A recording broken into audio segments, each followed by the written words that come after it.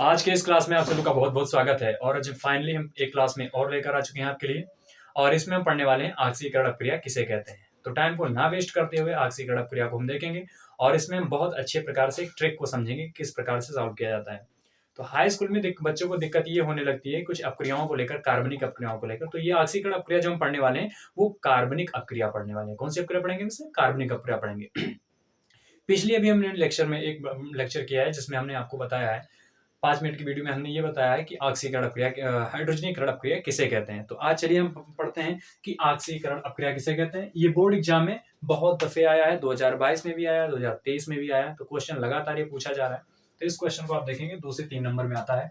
पहला है कार्बनिक ऑक्सीकरण अपक्रिया। तो इसमें हम देखते हैं ऑक्सीकरण अपक्रिया। पहले परिभाषा लिखेंगे हम, ऑक्सीकरण अभिक्रिया। आपको बोर्ड एग्जाम में ऐसे ही बिल्कुल जैसे मैं लिख रहा हूं यही परिभाषा आपको चिपका के चलाना है और फुल नंबर मिलेंगे। Oxidation reaction oxidation reaction. तो ऑक्सीकरण अपक्रिया कहते किसे हैं? तो इसकी परिभाषा है कि कार्बनिक यौगिकों में किसी नवजात ऑक्सीजन की उपस्थिति में, तो इसमें लिखेंगे कि कार्बनिक यौगिकों की क्या है अपक्रिया? कार्बनिक यौगिकों की कार्बनिक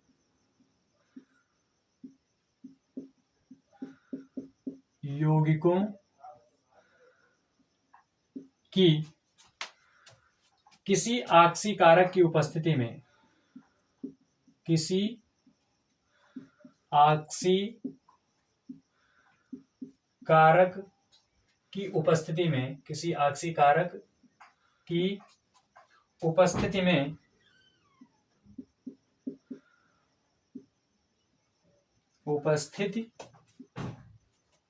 में नवजात ऑक्सीजन अच्छा, नवजात ऑक्सीजन का योग कराना। क्या कराना? नवजात ऑक्सीजन से संयोग कराना। नवजात ऑक्सीजन से संयोग कराने की क्रिया को ऑक्सीकरण अपक्रिया कहते हैं। ऑक्सीकरण अभिक्रिया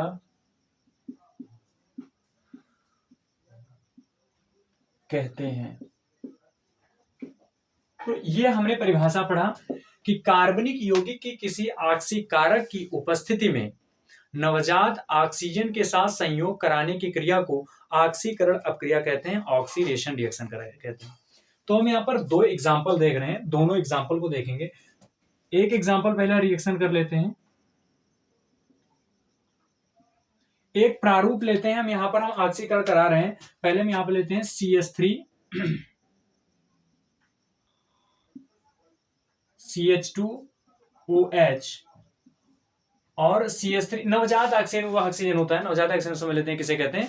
वह ऑक्सीजन जो अभी तुरंत ही बना हुआ है उसे हम नवजात ऑक्सीजन कहते हैं। और नवजात ऑक्सीजन को हम प्रदर्शित करते हैं इस प्रकार से, ब्रैकेट में रखते हैं, इसे हम कहते हैं नवजात ऑक्सीजन। और यहां पर लेते हैं हम सामान्य ताप। क्या ले लेते हैं? सामान्य ताप रहेगा। ये ताप जो रहेगा वो सामान्य ताप रहेगा। और इसमें ऑक्सीकारक कह रहा है ना, ऑक्सीकारक मतलब इसमें हम ले लेते हैं KMnO4 ले लेते हैं। क्या ले लेते हैं? KMnO4।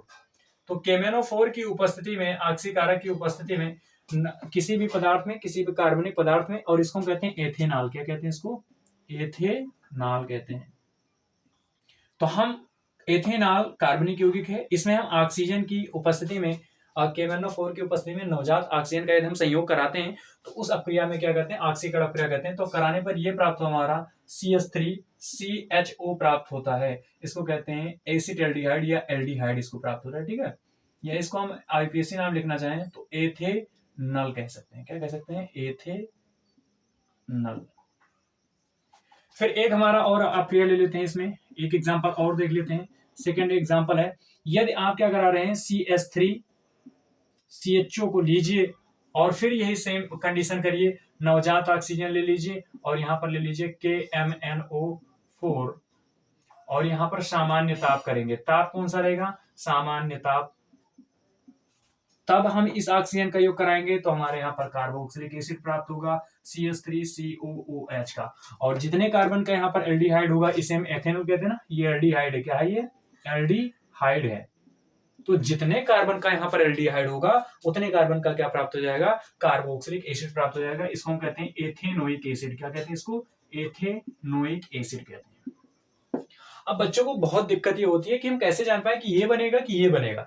तो उसके लिए मैं आपको इस ऑक्सीकरण वाले प्रक्रिया में एक नियम लिखा देता हूं, उसी के तहत सारी चीजें होती हैं। तो आप इसको पहले आप नोट कर लेंगे। तो आपने इसको नोट किया होगा। अब हम यहाँ पर एक प्रारूप पूरा लिखे देते हैं कि किस प्रकार से होता है।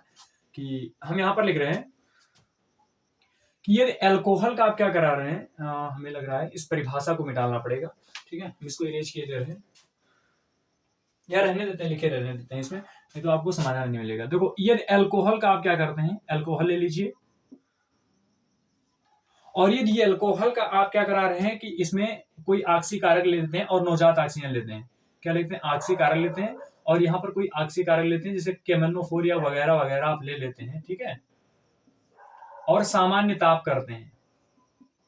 तो ये अल्कोहल, अल्कोहल मतलब जिसमें OH ग्रुप है, तो जब इसकी आप क्रिया कराएंगे तो अल्कोहल से जो आपको प्राप्त होगा वो एल्डिहाइड प्राप्त होता है। क्या प्राप्त होता है? एल्डिहाइड। तो इसकी अब क्रिया कराने पर आपको एल्डिहाइड प्राप्त होगा। यहाँ पर क्या होगा? एल्डिहाइड प्राप्त होगा। एल्डिहाइड प्राप्त होगा। एल्डिहाइड मतलब जिसमें CHO ग्रुप होता है।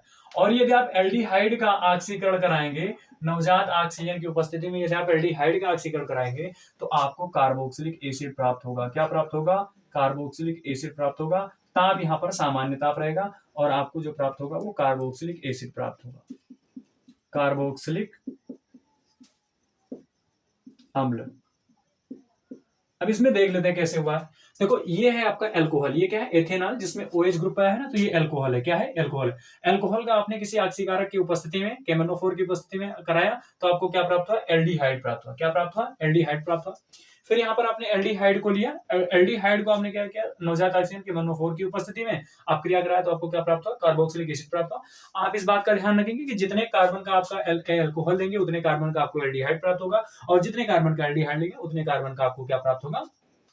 कार्बोक्सिलिक एसिड प्राप्त होगा। तो आई होप अब आपको ये प्रक्रिया समझ में आई होगी। और इस फॉर्मेट के माध्यम से, इस फॉर्मेट को आप पूरा लिखे रहेंगे, इस फॉर्मेट के माध्यम से आप प्रक्रियाओं को आसानी से कर सकते हैं।